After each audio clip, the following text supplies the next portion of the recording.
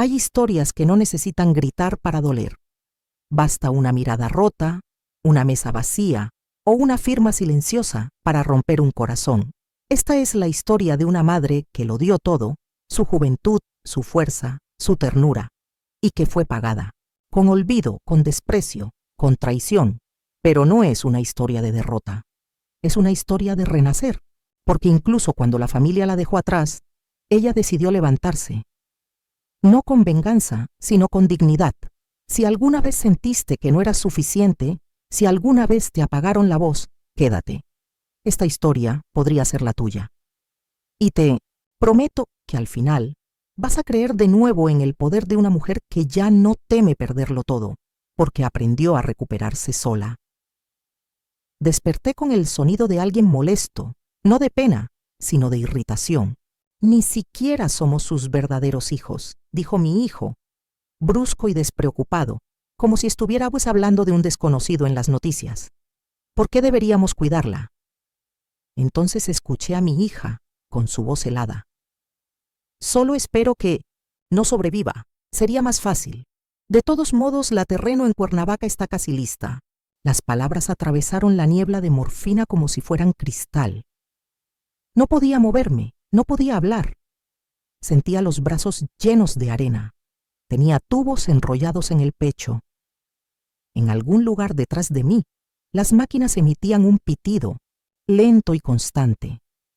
El sonido de una vida que no estaba seguro de querer recuperar. Estaban de pie a los pies de la cama. Podía sentirlo tan cerca que me tocaba, pero tan lejos de verme como su madre. Ni siquiera nos adoptó legalmente, añadió. Se acaba de casar con papá. Eso no significa que le debamos nada. La enfermera se aclaró la garganta. Quizás deberías salir. Este no es el lugar. En fin, murmuró mi hija, con tacones resonando, al alejarse. Me quedé mirando las placas del techo, fingiendo seguir inconsciente, fingiendo que no acababa de oír a las personas que había criado desde que usaban pañales desear que me fuera. Y recordé el último día de la Virgen de Guadalupe. Les había preparado sus platos favoritos. Incluso me levanté a las 5:00 am para hornear ese maldito pan de elote casero que siempre decía que le gustaba. Ella nunca apareció. Llegó tarde y se fue temprano quejándose del tráfico. Pero esto era diferente. Esto era claridad. El accidente había surgido de la nada. O al menos eso creía hasta ese momento. Los frenos fallaron en una curva cuesta abajo. Sin lluvia, sin mancha de aceite, solo metal y vidrio y luego negro. Y ahora aquí estaba, enganchado como un experimento científico, escuchando a las dos personas que más quería en el mundo hablar de mí como si fuera una carga. Y estaban deseando enterrarme. Quería gritar. Quería sentarme y preguntarles quién les enseñó a atarse los zapatos, quién los abrazó la noche que falleció su padre, quién reunió el amor suficiente para que se sintieran completos de nuevo después de que su madre los abandonara. Pero no lo hice. Me quedé quieta, porque ahora sabía que no eran míos. No de la forma que realmente importaba, no de la forma que esperaba que importaran cuando estuviera vieja, destrozada y postrada en una cama de hospital sin nadie que hablara por mí. Eran los hijos de sangre de mi difunto esposo, pero míos solo cuando convenía. Míos cuando necesitaban, cenar que los llevaran, un hombro para llorar. No ahora, no cuando yo era quien lo necesitaba. Y algo dentro de mí se quebró. No con fuerza, ni de forma dramática, sino con la silenciosa y brutal irrevocabilidad de una puerta que se cierra desde dentro. Pensaron que me moría. Bien, que lo creyeran, porque la mujer que creían que podían manipular, usar, descartar, se había ido, y la que despertó en su lugar ya no estaba interesada en jugar. Antes de las vías intravenosas, antes de la bata de hospital, antes de que sus ojos se pusieran vidriosos, como si ya me hubiera ido, había canciones para dormir y dedos pegajosos, aferrándose a los míos en los pasillos del mercado. Había risas. Hubo una vez que me llamaban mamá. Vivía en una casa llena de ruido, un caos desordenado y cómodo. Zapatos dejados en la puerta, cajas de cereales siempre abiertas, mochilas tiradas en el pasillo, como si esperaran que alguien más lo recogiera todo. Y alguien lo hizo. Yo lo hice. No siempre había planeado ser madre de nadie. Conocí a Richard a finales de mis 40. Ya había abandonado el sueño de tener hijos propios. Pero él llegó con 2, un niño y una niña, ambos menores de 5 años, conmocionados y silenciosos, cuando su madre biológica desapareció en su nueva vida en el extranjero. No tenía vínculos legales con ellos, sin firmas, sin sellos, judiciales, solo sus manitas envolviendo mi bufanda ese primer invierno y el susurro de mamá. Cuando las pesadillas me asaltaban, con eso bastaba. Richard había sido amable, cansado, pero amable. Trabajaba muchas horas y me dejó la mayor parte de la crianza. Nunca me presionó para que los adoptara formalmente. Solo son papeleo, dijos. Una vez. ¿Saben quién los ama?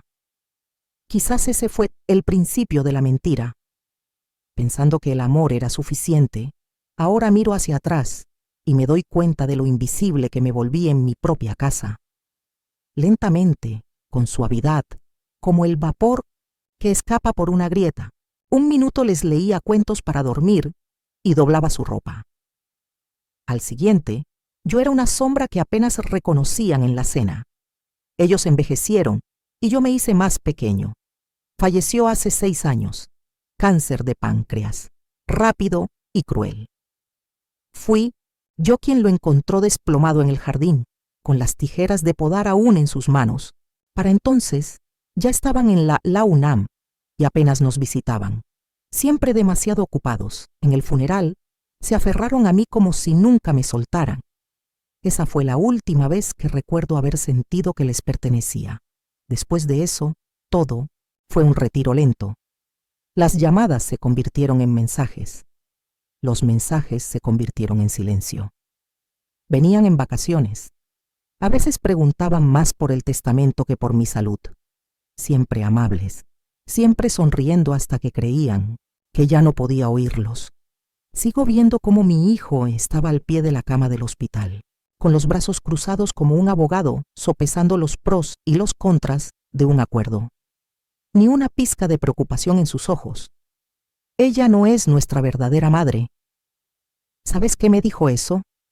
Estaban esperando como lobos en una puerta, y todo este tiempo pensé que seguíamos siendo una familia, que quizá había sido demasiado sensible, que su distancia era solo cuestión de madurez, no de desapego. Ahora lo veo con claridad. Amaban el hogar que formé, las comidas que preparaba, la estructura que les daba, pero no me amaban, no como yo los amaba. Esa clase de verdad pesa mucho. No grita, se hunde, pero también se congela. Porque si el amor no los unió a mí, la obligación, desde luego, no me unirá a ellos. Que hablen de herencias, que susurren sobre plazos y certificados de defunción, creen que ya ganaron. No saben que reescribí el final hace 2 meses. No saben que la casa que esperan ya no les pertenece. Y no saben quién está a punto de mostrarles exactamente lo que una mujer olvidada puede hacer con solo tiempo, un bolígrafo y la voluntad de sobrevivir. No podía moverme mucho, pero mi mente se desvaneció. Un parpadeo al ver el techo, y volví a la cocina con un plato de papel en la mano mientras ellas corrían alrededor de la mesa con las mejillas manchadas de mantequilla de cacahuete. Eran tan pequeñas. Entonces mi niña se acurrucaba en mi regazo como si quisiera desaparecer en mí. Mi niño solía esconder la cara en mi abrigo y susurrar, «No te vayas todavía». Y no lo hacía. Nunca lo hacía. Eso era lo más cruel, lo mucho que me quedaba. Incluso cuando su madre se iba sin siquiera una maleta preparada. Incluso cuando Richard empezó a llegar a casa cada vez más tarde, dándome recibos de uniformes escolares que nunca pedí y diciendo, «Ahora también son tuyos». Nunca me inmuté. Me puse a ello. Aguanté las rabietas, el silencio adolescente, las cenas pasivo-agresivas. Aguanté los brackets y las rupturas, las calificaciones y las velas de cumpleaños, cada diente perdido, cada rodilla raspada, cada estúpida reunión de padres y maestros donde me senté sonriendo mientras me llamaban. Madrastra y yo solo asentía como si no me doliera. No sabían que lloraba en la lavandería, que abrazaba sus calcetinitos y me preguntaba cómo el amor podía hacerte sentir tan plena y tan invisible a la vez. Pero ahora solo era una mujer ocupando espacio en una cama de hospital. Todavía recuerdo la última vez que alguno de ellos me dijo, «Te amo». Fue algo que pasaba, lanzado por encima del hombro como si fuera calderilla. Lo guardé durante semanas como si significara algo. Pero, al mirar atrás, era solo una costumbre, como cepillarse los dientes o decir «salud». Después de un estornudo, dejaron de llamar con regularidad tras la muerte de su padre. Supuse que era de pena. No. Habían conseguido lo que buscaban, su apellido, su dinero, la imagen de una familia. ¿Qué buscaba? Un recordatorio, un marcador, la mujer que sabía dónde estaban los archivos de impuestos. Dejé de intentar contactarla hace un año solo para ver qué pasaba. No pasó nada. Ni cumpleaños, ni pensé en ti, mamá. Ni siquiera un ¿comiste hoy? Recibí el mensaje, así que empecé a recordar. No es la historia que me conté, sino la que realmente sucedió. Las miradas frías, la forma en que mi hija ponía los ojos en blanco cada vez que decía que no. Cómo mi hijo empezó a ponerle candados a los cajones de la oficina después de que le pregunté si todo iba bien con sus finanzas. Recordé cómo los escuché hablando el pasado diciembre después de que me ofrecía ayudarla a pagar la hipoteca de su coche. «Está forrada», le susurró, pensando que yo dormía arriba. «Solo quiere usarlo para controlarnos». Hicieron que pareciera que la amabilidad era una trampa. Me hicieron parecer una amenaza. Y aún así, les preparé un pan de elote casero, porque pensé que si seguía amándolos, volverían. Pero el amor no es un boomerang. No lo tiras y esperas a que vuelva. A veces simplemente cae en la tierra, ignorado. Y ahora estaba allí, en una cama esterilizada, con el pitido de las máquinas en lugar de voces. Solo que no estaba completamente solo. Había algo más allí ahora. Ira, no rabia, no amargura. Algo más silencioso, más firme. Una especie de firme determinación que se instala cuando te das cuenta de que nadie vendrá a salvarte. Y tal vez, solo tal vez, eres el único que realmente lo hizo. Puede que se hayan olvidado de mí, pero yo no, y aún tenía tiempo. Hace 2 meses me senté en una silla de cuero beige, frente a un hombre llamado Ricardo Kim. Era más joven de lo que esperaba, quizá de unos 40 años, refinado, con las mangas demasiado almidonadas para alguien que trabaja con el duelo todo el día. La mayoría de la gente no cambia su testamento a menos que ocurra algo grave, dijo, dando golpecitos con el bolígrafo. Algo había sucedido. No fue dramático, solo un sonido que no debería haber dolido. Risas. Había estado caminando por el pasillo con una cesta de toallas dobladas hacia la antigua habitación de mi hija. Estaban de visita el fin de semana. Los oí en la sala. Mi hijo se reía a carcajadas y despreocupado diciendo, «Dale un par de años más, se morirá y nos dividiremos la casa». Entonces ella resopló y añadió, «Seguro que se la deja a un gato o a alguna biblioteca local por despecho». Y volvieron a reír, como niños riéndose tras una puerta cerrada. En ese momento lo supe. La historia que me había construido no coincidía con la que me contaban. Así que fui a ver a Ricardo. No lloré. No di explicaciones. Simplemente le entregué los documentos antiguos. El testamento, la escritura y la póliza. Luego abrí mi bolso y saqué una sola foto. Era mía en abril, mi ahijada, del año en que falleció su madre. La acogí durante 6 meses mientras su padre intentaba mantenerse sobrio. Tenía 6 años entonces, dedos pegajosos, ojos como platos, y siempre me llamaba su madre suplente. Ahora tiene 32 años y está casada. Trabaja en el refugio en la colonia Roma, Me envía cartas en papel de verdad, de esos que huelen ligeramente a cítricos. Siempre los firma. Sigue siendo tu chica. Con cariño, Abril. Ricardo miró la foto. ¿Quieres que la incluyan? No, dije. Quiero que se quede con todo. Levantó la vista lentamente. Todo. La casa, las acciones, el seguro de vida. Incluso los pendientes de perla que solo he usado 2 veces, pero que guardo en una bolsita de terciopelo como una promesa. Lo acepté en ese momento. El amor puede no tener sangre, pero la crueldad sí. Y no iba a dejar el trabajo de mi vida en manos de quienes me veían cojear y aún así buscaban la bóveda. Ricardo no hizo preguntas. Simplemente empezó a escribir. Para cuando me fui, los nuevos documentos ya estaban firmados, sellados y guardados. Los originales, destrozados. Mis instrucciones eran infalibles. Ni un céntimo para ninguno de los niños y un traslado automático al refugio local si no se encontraba a Abril en los 30 días siguientes a mi fallecimiento. ¿Seguro que no se opondrán?, pregunté.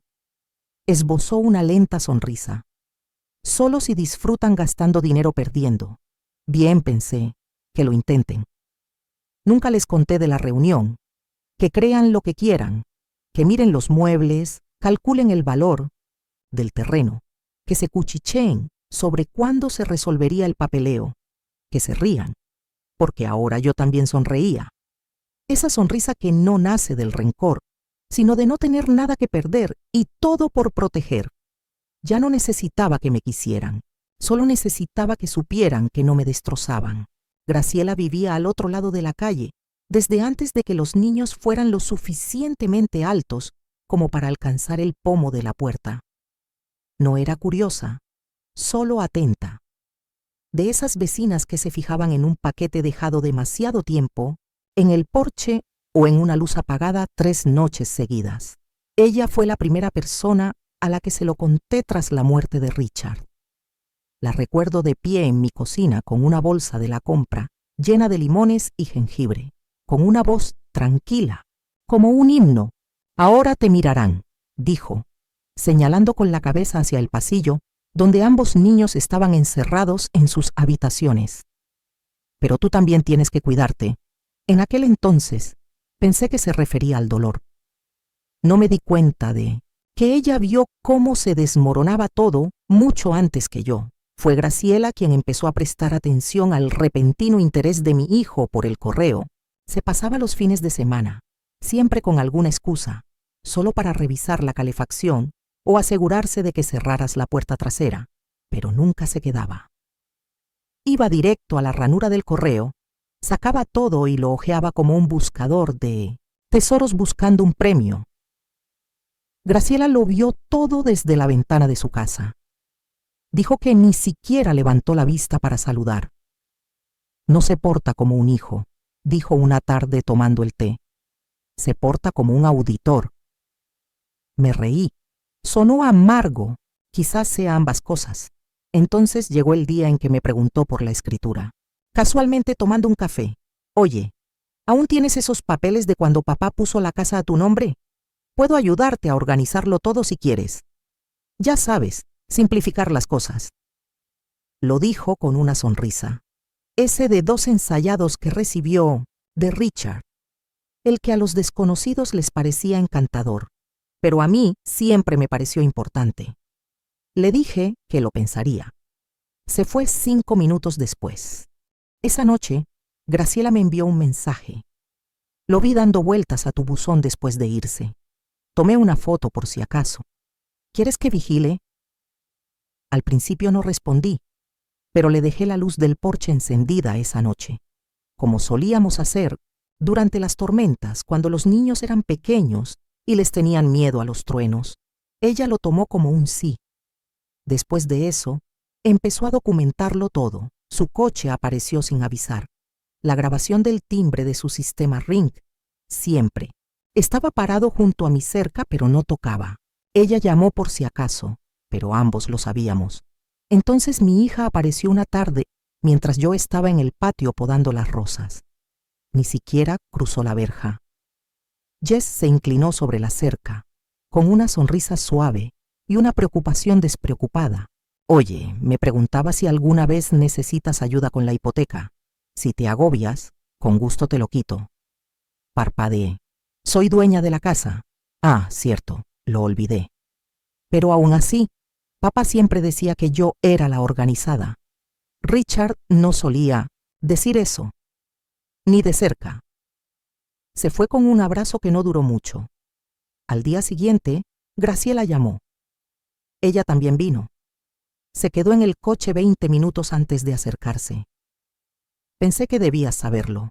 Lo anotaré. Fue entonces cuando lo comprendí. No le había contado a Graciela lo que había oído en el hospital. No le había dicho que había cambiado el testamento. No le había dicho que me estaba escabullendo discretamente de todo aquello. Pero ella lo sabía. Vio lo que yo no quería ver. Que los niños que crié no estaban aquí para ayudar. Estaban rondando. Y ella había decidido ser mi testigo sin pedirlo. Nunca se lo pedí. Pero en ese momento supe una cosa. No se saldrían con la suya. Esta vez no. Las enfermeras creían que estaba durmiendo. Ya se me daba bien. Seguía callada, con cuidado de no reaccionar cuando decían cosas que no debían decir cerca de alguien con pulso. Habían pasado 2 semanas desde el accidente. No dejaban de usar la palabra accidente, quizá un ciervo o carreteras resbaladizas, una pastilla de freno desgastada. Esas eran las excusas, limpio y ordenado, pero recuerdo el sonido, no del impacto, sino de la ausencia. No hubo nada cuando pisé el freno. Nada más que el hueco sonido metálico, el silencio de la resistencia que se negaba a llegar. Conocía esa sensación. Sabía que algo andaba mal, pero el dolor te hace dudar de tus propios instintos hasta que empiezas a encajar las piezas. Empecé con el recuerdo de mi hijo sosteniendo mis llaves el mes pasado. Ese petulante y despreocupado, «Te voy a revisar la presión de las llantas, mamá». No preguntó. Simplemente las tomó y salió a la entrada, como si fuera el dueño de cada parte de mi vida. Ni siquiera pensé en ello en ese momento. Así de buenos eran. Buenos para hacer que cada intrusión pareciera útil. Luego mi hija, que me había prestado el auto la semana anterior, dijo que el suyo tenía poca gasolina y trajo el mío con los espejos desajustados y el asiento tan adelantado que apenas podía subirme. Pensé que era una falta de consideración. Ahora lo sabía mejor. Había oído un suave clic mientras conducía esa mañana. Nada fuerte, solo lo suficiente como para erizarme el vello de la nuca. Ese tipo de detalle que olvidas hasta que estás en una cama de hospital sin nada más que tiempo y una larga lista de preguntas nuevas. Así que hice lo de siempre. Observé. Cuando me visitaron por primera vez después del accidente, no preguntaron por el coche, ni una sola vez. No. ¿Qué pasó? ¿O hubo alguien más involucrado? Solo una pregunta. Entonces, ¿qué pasa si ya no puedes vivir solo? Fue entonces cuando lo supe. No les daba miedo que falleciera, les daba miedo que me quedara. Me quedé quieto, viendo a las enfermeras ir y venir. Una de ellas, Clarita, era amable, de esas que se mueven despacio a propósito, de esas que se dan cuenta cuando alguien finge. Una tarde me tomó las constantes vitales y se detuvo a los pies de mi cama. «¿Estás consciente, verdad?», dijo en voz baja. No parpadeé, solo asentí levemente. Clarita se acercó. Entonces quizás sea hora de que alguien más también lo esté. Esa noche le di 3 golpecitos en la palma de la mano. Era lo único que podía hacer. Sus ojos se abrieron de par en par, solo un poquito. A la mañana siguiente, apareció un hombre sin portapapeles ni estetoscopio. No llevaba uniforme médico, solo una cazadora azul marino y zapatos cómodos. Estaba de pie junto a la ventana, con las manos en los bolsillos. Clarita entró y solo dijo una palabra: visita. Me miró. Me llamo Elías, dijo. Me contrataste una vez durante tu divorcio, ¿recuerdas? Parpadeé de nuevo. Lentamente, lo interpretó como un sí. Clarita dijo: todavía no puedes hablar, no pasa nada. Se me da bien leer el silencio. Abrió una carpeta, metió una foto de mi coche en la grúa y amplió el conducto del freno. Se cortó algo, dijo. Limpio, recto. Alguien quería que pareciera antiguo, pero no lo es. Esto fue reciente, fue deliberado. Lo sentí entonces. No miedo, sino alivio, porque ya no era una sospecha, era un hecho. Echó un vistazo a la habitación y se acercó. Ya he sacado las grabaciones de seguridad del hospital y de las cámaras de la calle. Tengo un contacto en vigilancia de tráfico.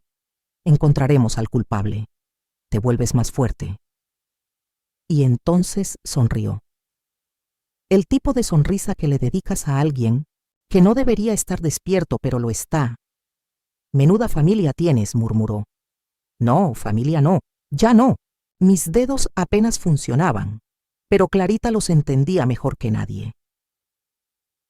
Desarrollamos un lenguaje sin siquiera escribirlo. 3 toques significaban sí. Un gesto largo en la palma de la mano significaba: llamen a Elías. Un parpadeo lento, seguido de un puño cerrado, significaba: no los dejen entrar. Nunca hacía demasiadas preguntas, solo asentía como si ya hubiera decidido de qué lado estaba. Eso es lo que pasa con la gente que ha visto el dolor real. Dejan de buscar permiso para hacer lo correcto. Elías venía cada 2 días, siempre durante el turno de almuerzo, cuando la planta estaba llena, cuando nadie le prestaba atención a la mujer silenciosa de la habitación 219. Nunca hablé, pero no tenía por qué hacerlo. Él colocaba fotos como piezas de rompecabezas en la bandeja, con ruedas junto a mi cama. Una foto mostraba el coche de mi hija entrando en mi casa la noche anterior al accidente. La fecha y hora eran las 23 Gastre. Me dijo que estaba fuera de Ciudad de México. Otra foto mostraba a mi hijo dentro de la sala de espera del hospital, conectándose al wifi de visitas mientras yo aún estaba inconsciente, abriendo un documento en su portátil titulado Plantilla de Directiva Anticipada. Ni siquiera tuvo la decencia de ocultarlo. «Qué listo», dijo Elías un día, tocando la carpeta donde guardaba mi Nuevo Testamento. «Cambiar los beneficiarios fue lo mejor que pudiste. Ya presenté una copia certificada. Aunque quemen el original, no importará». Parpadeé 2 veces. El gracias que había aprendido a aceptar. Luego vino la siguiente parte, más difícil, más arriesgada. «Necesito tu firma», dijo en voz baja. «Solo una. Solicitaremos protección legal por poner en peligro a personas mayores. Si intentan acceder a tus bienes de nuevo o intentan otro accidente, se convierte en un delito grave, no solo en una sospecha». Clarita esperó hasta el turno de noche, cuando las luces del pasillo estaban tenues y nadie revisaba los signos vitales. Trajo un portapapeles. Una sola hoja sujeta con fuerza por la parte superior. Me temblaba tanto la mano que apenas parecía un nombre, pero fue suficiente para empezar a documentarme. Suficiente para decir: te veo. No estoy tan indefenso como crees. A la mañana siguiente apareció mi hijo. Vestía un polo negro y se mostraba preocupado. En sus manos llevaba un pequeño ramo de margaritas, de esas que venden en las gasolineras. «Hola, mamá», dijo, como si no me hubiera llamado una carga 2 semanas antes. «Qué bien te ves. Te compré unas flores. Pensé que alegrarían el lugar». No me moví. No sonreí. Se sentó de todos modos. Empezó a hablar del valor de las propiedades, diciendo que quizá era hora de empezar a pensar seriamente en otras opciones. Conté las pecas de su brazo para no gritar. Miró hacia los monitores y bajó la voz. Aaron y yo estábamos hablando. Cuidaríamos bien de la casa. Ya sabes, ya no tienes que preocuparte por los impuestos ni el mantenimiento. A eso vino. No a verme. No a preguntarme si podía volver a caminar. No a decir, me alegro de que hayas sobrevivido. Solo para medir las paredes que ya creía suyas. No notó que Clarita entró detrás de él. No la vio desenchufar sutilmente la grabadora de debajo de la cama cuando se fue. Lo hiciste genial, susurró guardándosela en el bolsillo. Nos dio todo lo que necesitábamos. Y por primera vez desde que abrí los ojos en esa habitación, me permití imaginar una vida más allá de esta cama, una vida no envuelta en máquinas y silencio, no perseguida, no poseída, no esperando ser borrada por la gente a la que una vez alimenté con mis manos. Creyeron que estaba dormida, creyeron que estaba acabada, pero solo estaba empezando.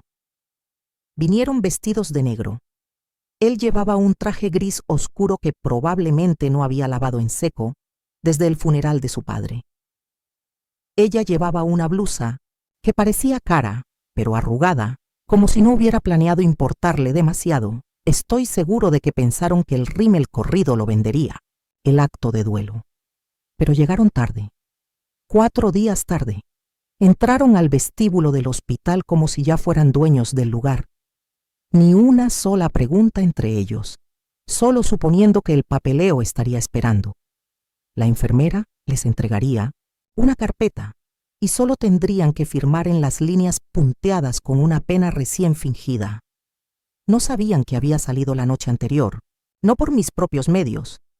Todavía no, pero en una silla de ruedas cubierta con una colcha azul marino que Graciela había cosido ella misma.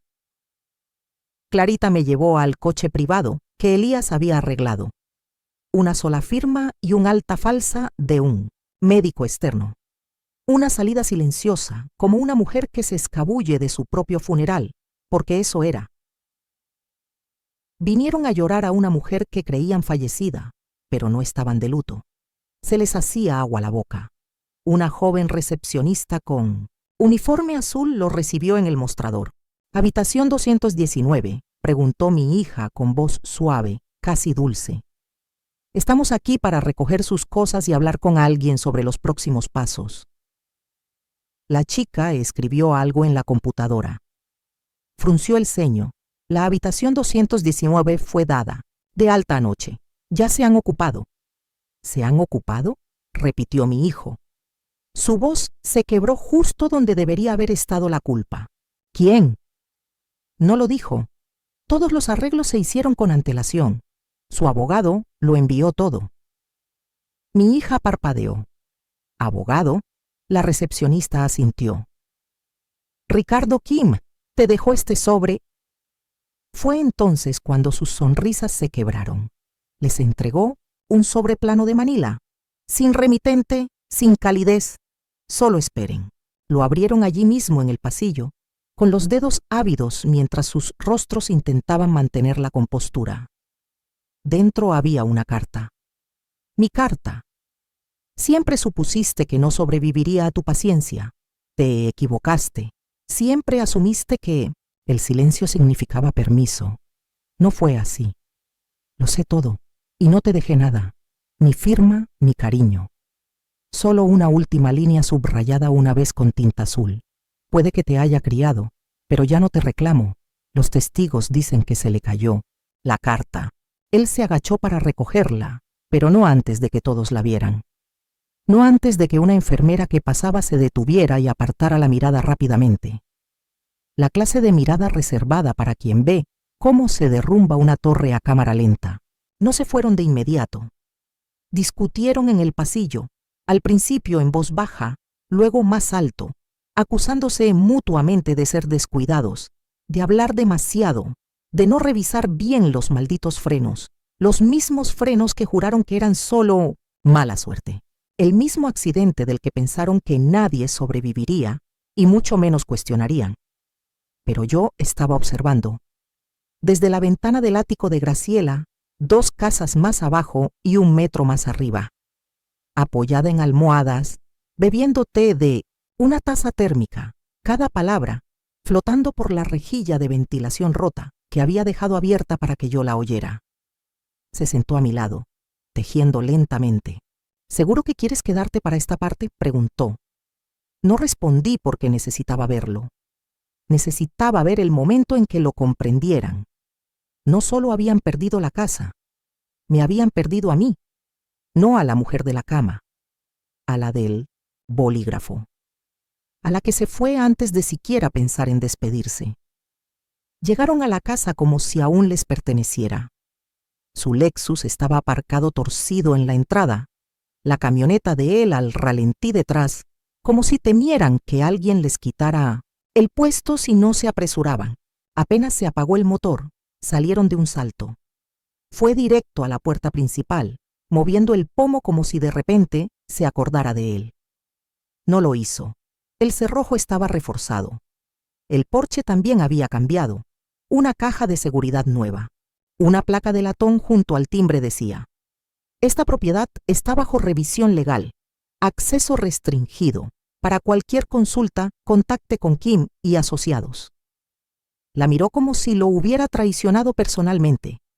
Ella rodeó la puerta, hacia atrás, llamándolo como si fuera un simulacro de incendio. Está cerrado. Todo está cerrado. Claro que sí. Me aseguré de ello. El bufete de Ricardo había enviado a un administrador de propiedades esa mañana.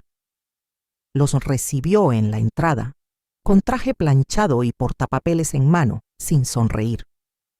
Vengo de parte de la señorita Albright, dijo. Parpadearon.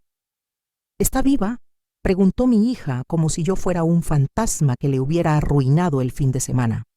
Mucho, respondió pasando la página. Y con mucha lucidez. ¿Quieren que lea su mensaje en voz alta? No respondieron, así que lo hizo. Con efecto inmediato, esta propiedad ya no está dentro de su derecho de acceso ni interés legal. No intente entrar. Cualquier intrusión será denunciada. Se ha enviado una copia de la nueva escritura a su última dirección conocida. No figuraban como herederos. No regresen. Les entregó un sobre sellado. El mismo papel crema, el mismo peso contundente. Mi hijo lo tomó como quien acepta una multa de estacionamiento que no cree merecer. Mi hija no lo tocó. Simplemente se quedó allí de pie, con los brazos cruzados, mordiéndose la mejilla, como si eso pudiera detener la vergüenza. Entonces el gerente asintió, se subió a su coche y los dejó allí parados. 2 hijos adultos vestidos de negro funerario, sin ningún sitio a donde ir ni nada que reclamar. Se sentaron en la entrada durante casi 1 hora, discutiendo al principio, luego en silencio. En un momento dado, ella abrió el sobre. Volví a observar desde la ventana del ático, una habitación más allá. Al otro lado de la cerca, Graciela estaba a mi lado con una taza de chocolate caliente y un juicio tejido en su regazo. Mi hija leyó la carta 3 veces. Su boca se movía al ritmo de las palabras. Luego la tiró, no solo como si el papel le hubiera quemado la mano. Sabía qué parte la había golpeado. Nunca me llamaste mamá cuando nadie te veía. Mi hijo no habló. Sacó su teléfono, se dio la vuelta e hizo una llamada. Se paseaba de un lado a otro frente a los parterres que una vez planté a mano. Las rosas lucían mejor que en años. Graciela sonrió, observándolas desde el respiradero como si fuera una obra de teatro. ¿De verdad crees que pensaron que te quedarías esperando? Creo, susurré. Pensaron que moriría igual que viví con ellos. En silencio. Pero silencio no significa debilidad. Y ahora el silencio era mío.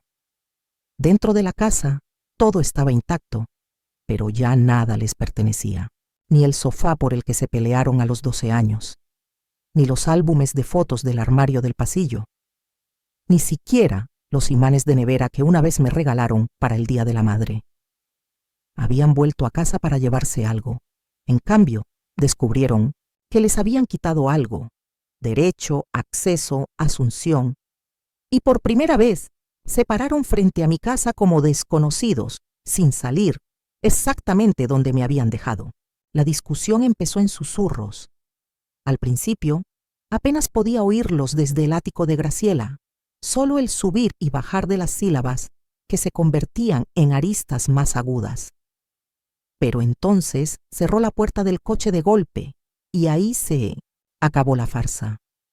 Dijiste que no lo cambiaría, espetó. No lo habría hecho si no hubieras sido tan obvia.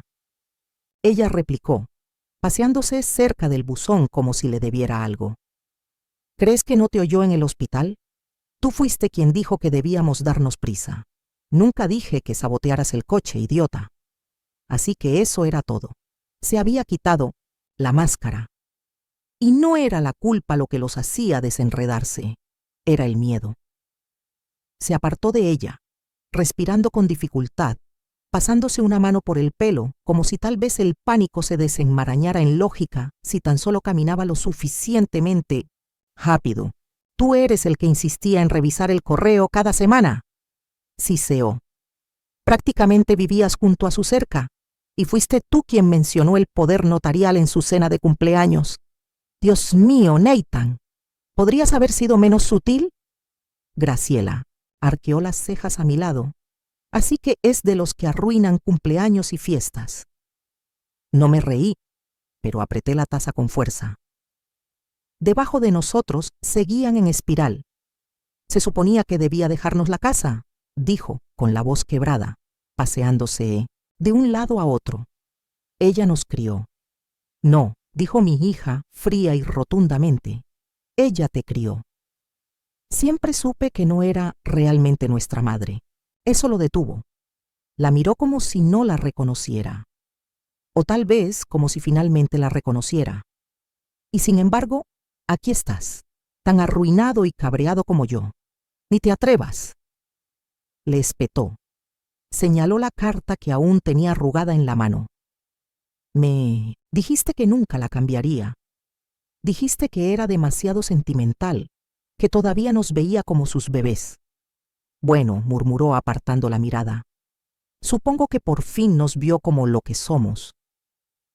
Ese silencio fue más frío que cualquier cosa que hubiera escuchado hasta entonces, sin lágrimas, sin disculpas, solo el peso de dos personas que construyeron su futuro sobre la tumba de otro y tuvieron el descaro de fingir sorpresa cuando el suelo cedió bajo sus pies. Él se subió primero a su camioneta y arrancó a toda velocidad, con las llantas derrapando contra la acera como si pensara que la velocidad superaría las consecuencias. Ella se quedó un rato más, paseándose, rebuscando en su bolso como si una chequera fuera a materializar de repente una segunda oportunidad. Luego se sentó en los escalones y encendió un cigarrillo que no debía. No lloró, no gritó, solo miró fijamente la puerta, y por primera vez lo vi en su rostro. La pérdida no solo de la casa o el dinero, sino de la historia que se contaba a sí misma de que, sin importar cuánto se alejara, siempre podría volver y yo estaría allí esperándola. Aún así, mamá seguía siendo suya. Esa historia se había ido. Ahora dejó el cigarrillo en el escalón y se alejó. La observé hasta que desapareció tras los setos que planté con su padre. En aquella época, creíamos que la familia se cultivaba con sol y paciencia. Graciela se volvió hacia mí después de un largo rato. ¿Listos para lo que viene? Di un sorbo a mi té.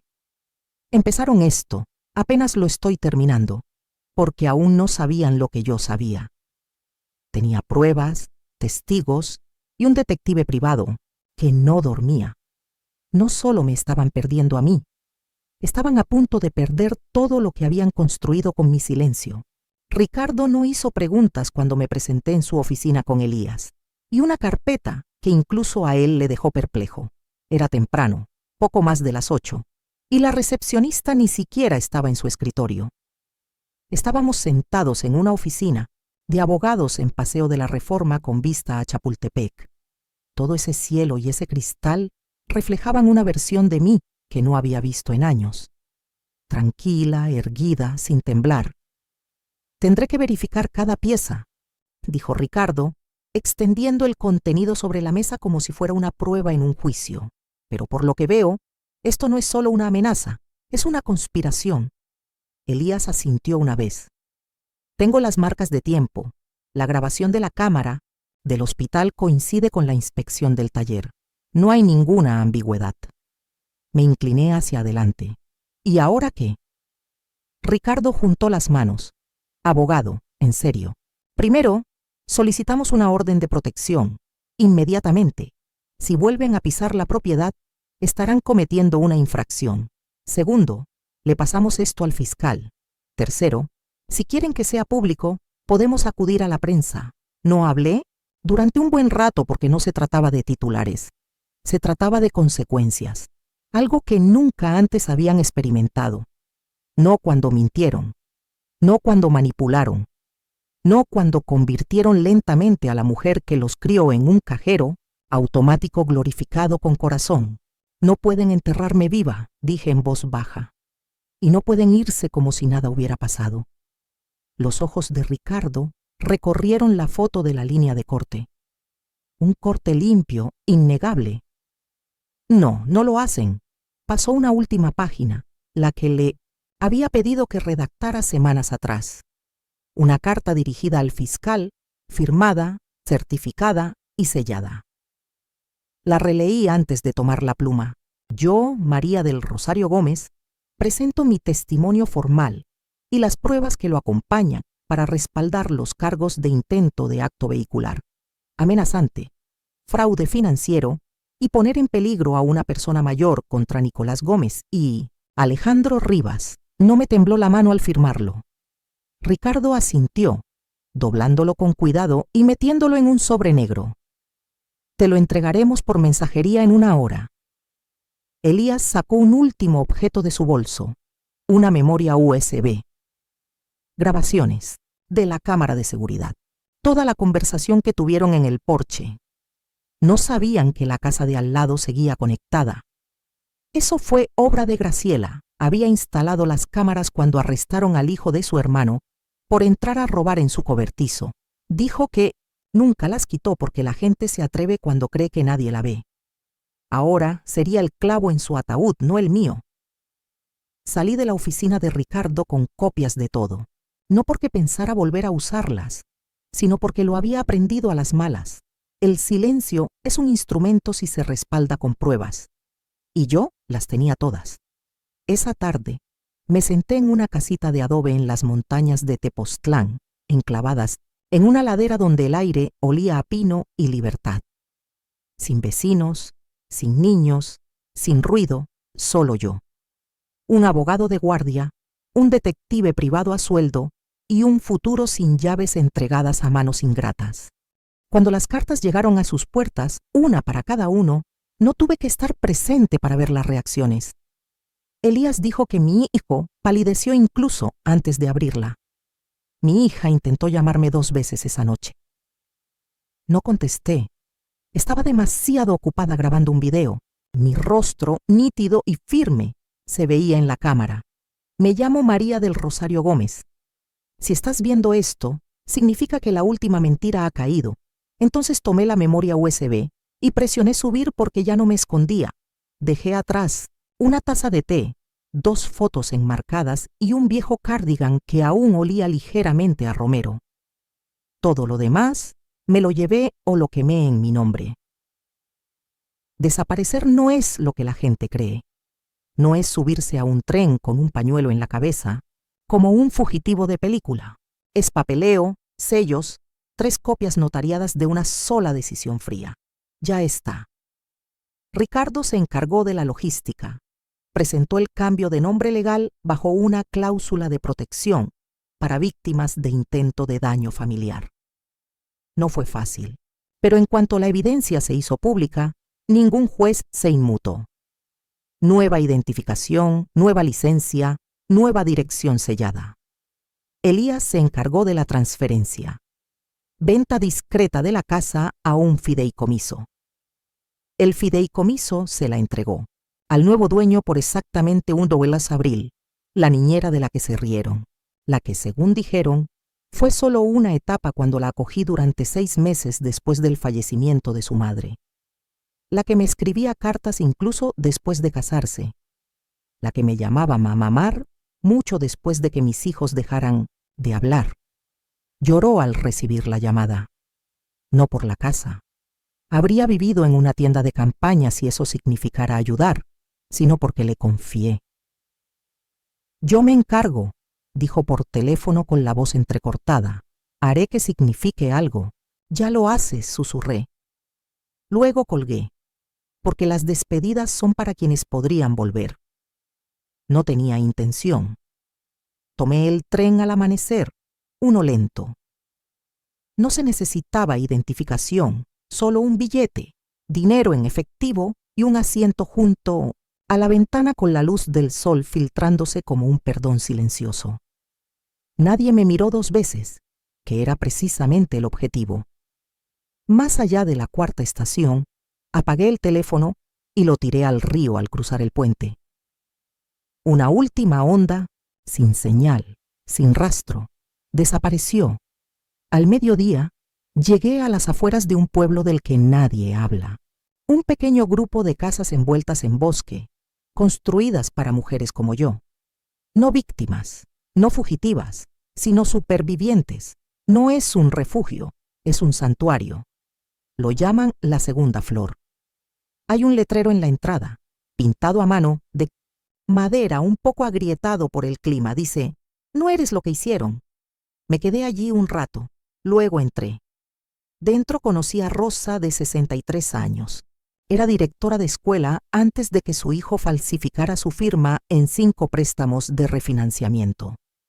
Margaret, no yo, otra, de 74 años, salió de su casa con la cartera llena de recibos y ni una sola disculpa del marido al que enterró sola. No contamos historias de inmediato. Nos sentamos en los jardines, plantamos tomates, escribimos cosas que quizá nunca enviemos y sanamos lentamente con nuestros propios nombres. Al día siguiente de mi llegada, las cartas se enviaron al Estado, a la prensa, a todos los contactos que había dejado en la vieja libreta de direcciones de Richard, a los que aún creían que los niños eran santos, a los que me preguntaban en los funerales por qué no habían llamado más. Ahora lo saben. Elías confirmó que ambos fueron notificados. Me envió una última foto. Mi hija siendo sacada de su oficina esposada, cabizbaja. Esa misma tarde, 2 agentes de policía sacaron a mi hijo de su apartamento. Intentaron culparse mutuamente. Claro que sí. Pero las grabaciones, las fotos de la línea de corte, los correos electrónicos, mi firma, todo decía lo mismo. Intención fatal. Y ahora son ellos los que están siendo borrados. Elías dijo que la Fiscalía General de la República ni siquiera llamó a la puerta al principio. Esperaron. Los equipos de vigilancia vigilaron el apartamento de mi hijo durante 3 días, asegurándose de que no hiciera las maletas ni desapareciera, en una de esas propiedades de mala muerte en Las Vegas que había estado husmeando en busca de, digamos, oportunidades inmobiliarias. Pero Nathan no se dio cuenta. Estaba demasiado ocupado llamando a su hermana, dejando mensajes de voz que probablemente creía que no se guardarían. No digas nada. No tienen pruebas. Les diremos que estaba confundida, que había estado enferma. Si abres la boca, nos van a matar a los 2. Demasiado tarde, cariño. Llamaron a la puerta a las 6:12 de la mañana de un miércoles. Una hora tranquila antes de que el mundo empiece a actuar. Antes de que tengas tiempo de mentir, 2 detectives, 2 placas, una orden judicial. Abrió la puerta sin camisa, parpadeando como si la ley nunca le hubiera afectado. Le leyeron sus derechos mientras buscaba su teléfono. No discutió. Al principio, no. Simplemente repetía, espera, ¿qué? Como si la incredulidad pudiera deshacer cables rotos y firmas digitales. El arresto de mi hija llegó 3 horas después. En su oficina, llevaba tacones y una sonrisa cuando llegaron. Intentó entrar. En una sala de reuniones. Entraron tras ella. Su asistente, una becaria de 20 años llamada Mía, llamó a Elías al día siguiente para decirle. No lloró, no gritó, Solo dijo, esto no puede estar pasando. Pero les estaba pasando a ambos. Por una vez, las consecuencias fueron reales. Se acabó el silencio para encubrir su crueldad. Ya no tenían madre que ocultara sus pecados. Ya no tenían hogar donde esconderse como niños fingiendo no oír la verdad. Elías me envió los videos del arresto, no porque los pidiera, sino porque creía que merecía verlos. El momento en que la energía los abandonó. En ambos videos vi algo familiar, un destello en sus ojos, no culpa, sino incredulidad. De verdad nunca pensaron que me defendería. Pensaron que moriría. Aferrados a sus fotos susurraban. Pero te crié mientras destrozaban la vida que construí como buitres en una mesa. Pero no morí. Documenté. Me preparé. Esperé. Y ahora eran ellos los que estaban bajo la luz estéril del juicio. Los titulares aparecieron en 24 horas. Hermanos arrestados por presunto intento de robo de madrastra o por una disputa sobre bienes. Sabotaje de Brake Line. La policía publica pruebas de audio y correo electrónico de una impactante traición familiar. La historia se hizo viral. No porque yo fuera famosa, sino porque el mundo entiende algo sobre las mujeres silenciosas que sobreviven, algo que rara vez se creía, hasta que el desastre se hace innegable. Mi bandeja de entrada en el santuario se llenó de mensajes. Otras mujeres, otras madres que no eran reales, otros nombres casi olvidados en contratos de arrendamiento, documentos y testamentos. Una mujer escribió: me usaron como un estante, como si solo fuera algo que los retuviera hasta que ya no me necesitaran. Gracias por mostrarme que el amor sin respeto es solo manipulación disfrazada, le respondí. Le dije, estar sola es mejor que ser utilizada. Ese mismo día, Graciela me llamó. Su voz sonaba más joven. Pasaron por aquí, dijo. Los periodistas estaban sentados en la acera como perros callejeros buscando otra cita. Les dije la verdad. ¿Qué dices? Se rió entre dientes. Le dije que era tranquila, no tonta. Nunca se ha visto lo aguda que se pone una mujer cuando la han cortado demasiado.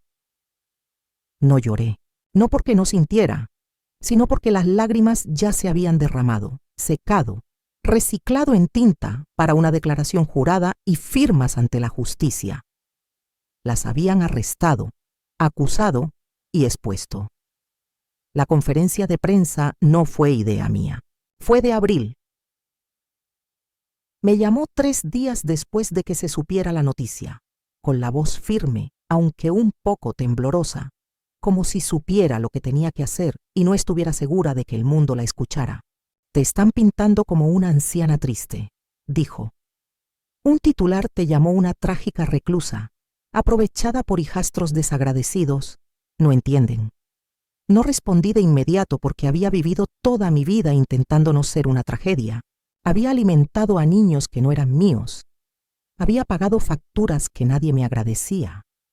Me había quedado callada a pesar de insultos disfrazados de cortesía. Había sido muchas cosas, pero nunca había estado triste. Cansada, sí. Usada, sin cuestionamientos, pero no triste.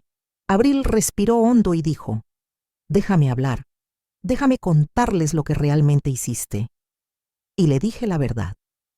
Si lo haces, no me defiendas. Defiende a las mujeres que aún no pueden hablar, prometió. La conferencia de prensa se celebró en el jardín. ¿Mi jardín? El que nunca regaban, del que se quejaban constantemente, la que planté de todos modos temporada tras temporada, porque la belleza no debería requerir permiso para existir. Abril estaba allí de pie, con un vestido azul marino y zapatos planos, sin maquillaje, pero con una dignidad en todo su esplendor. Detrás de ella había un cartel con un boceto arquitectónico de la casa, recién nombrada el Refugio de las Rosas para mujeres que reconstruyen tras una traición familiar. Los reporteros se acercaron. Una mujer al fondo aferraba su libreta como si fuera a estallar. Abril levantó la última versión de mi testamento, plastificado y sellado en una carpeta transparente. Este se firmó 6 semanas antes del incidente. Me nombra única beneficiaria y estipula que esta casa se convierta en un refugio transitorio para mujeres mayores de 50 años que hayan sobrevivido a la traición financiera o emocional de sus familiares directos. Un reportero gritó: «¿Fue una represalia?» Abril ni se inmutó. No, era una reivindicación. Los flashes se encendieron. Los medios siguen llamándolo una tragedia familiar, entre comillas. No fue eso. No se trataba de una herencia. Se trataba de un derecho. 2 personas creían que podían explotar el amor de una mujer simplemente porque una vez les preparó el almuerzo. Hizo una pausa. Los levantó. Los vistió. Lloró en silencio para que no sintieran el peso de su sacrificio. Y cuando finalmente pidió paz, intentaron borrarla por ello. Silencio. Incluso el viento se detuvo. Se acercó al micrófono. Esta casa nunca pertenecerá a quienes vieron el amor como una transacción.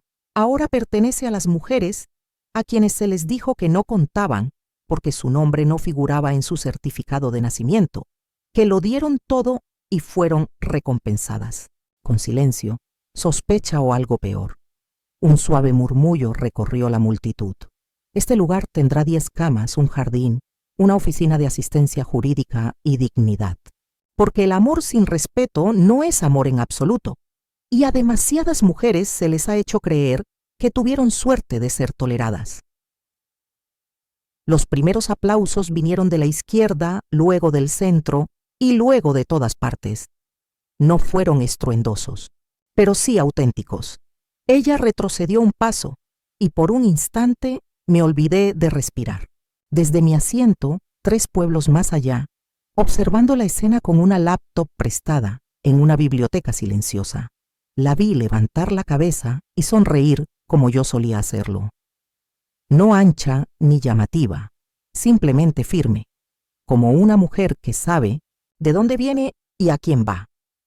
Mi casa nunca fue suya, siempre fue una semilla. Ahora estaba floreciendo. El juicio ni siquiera había empezado, pero el castigo ya había comenzado. Sus parejas se fueron primero. La novia de Nathan, Jenna, la que solía llamarme Mamá Max en las cenas mientras miraba Instagram, hizo las maletas 2 días después del arresto. Ni siquiera dejó una nota. Solo cambió su número y envió un mensaje al contacto de Elías. Que se lo diga a Margaret primero, créale. En cuanto a Aaron, su esposo congeló las cuentas conjuntas en cuanto se supo la noticia. Ni siquiera intentó discutir. Era banquero. Reconocía una cuenta que se hundía al verla. Los tribunales fueron lentos, pero el público actuó rápido. Los clientes se fueron, los amigos guardaron silencio. Los vecinos que antes saludaban dejaron de hacerlo. Ya no solo los acusaban, eran conocidos. Todos los grupos de chat a los que pertenecían desaparecieron. Todas las invitaciones a una noche fueron revocadas. Nadie quería ser visto apoyando a los chicos que orquestaron un plan mortal contra su figura materna por culpa de pisos de madera y platos heredados. Es curioso, las mismas personas que una vez me rogaron que tuviera paciencia fueron las primeras en desaparecer cuando llegó la lluvia radiactiva. Nathan intentó publicar algo vago en internet. Los asuntos familiares son complicados. No conoces toda la historia, pero los comentarios fueron incesantes. Le cortaste los frenos, Nathan. Dinos qué parte no sabemos. Le debes una disculpa a cada mujer a la que le has sonreído. Borró su cuenta en cuestión de horas. Y Aaron. Ella intentó compadecerse y escribió una sola entrevista con un tabloide, un video sin lágrimas con iluminación filtrada donde decía: «No sé cómo todo se volvió tan torcido». La amaba. Era como una madre para mí. Pero el video cortó a la carta que escribí, la que terminaba con: «Nunca me llamaste mamá cuando nadie más te escuchaba». La gente recordaba esa frase. Se les quedó grabada, les dolió. Y sus lágrimas de cocodrilo se secaron cuando sus antiguos compañeros de trabajo empezaron a filtrar correos. aquellos en los que se burlaba de mí, llamándome la criada que se cree matriarca. Resulta que la gente presta atención cuando la mujer equivocada finalmente habla. Al mundo le encanta castigar a un traidor, sobre todo a uno que parece refinado hasta que se le nota la podredumbre. Graciela volvió a llamar con la voz nítida y satisfecha. La vi ayer. A Aaron en la farmacia. Se veía más delgada, vacía. La culpa puede hacer eso, dije. No, respondió Graciela. No es culpa, es vacío, porque no solo perdieron la casa, perdieron su versión de mí. La versión obediente, la mujer que limpiaba lo que ensuciaban y sonreía a pesar de los insultos, como si tuviera suerte de estar en sus vidas. Sin mí para sostenerla, esa versión se derrumbó. Miraron a su alrededor y se dieron cuenta de que nadie los veía como víctimas. Ya no. Y lo que pasa con los traidores es esto. Creen que pueden reconstruir una vez que se disipe el humo. Pero nadie confía en alguien que se volvió contra la sangre. Aunque no fuera su sangre, aunque fuera la mía. Ahora están sentados en celdas separadas esperando la lectura de cargos. Sus abogados son defensores públicos. Sus peticiones de clemencia son ridiculizadas. Y yo estoy sentado en un porche, 3 pueblos más allá, tomando té con Rosa, viendo cómo el sol se desvanece sobre las colinas como una disculpa lenta y suave. Ya no hablamos de ellos, no por miedo, sino porque son irrelevantes. Una vez los amé. Ahora solo son nombres en una lista. Y yo soy el titular que nunca superarán. Hoy, cuando miro hacia atrás, no lo hago con rencor, sino con la paz de quien supo soltar. Aprendí que no todos los que nacen de nosotros nos pertenecen. Aprendí que la sangre pesa, pero la dignidad más. Ya no necesito que me pidan perdón.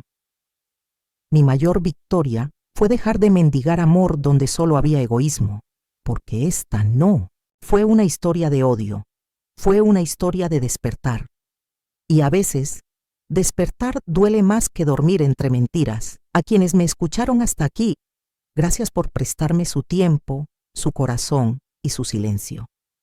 Si alguna vez te sentiste invisible, en tu propia casa, recuerda esto: no estás sola, no estás solo, y aún estás a tiempo de volver a ti.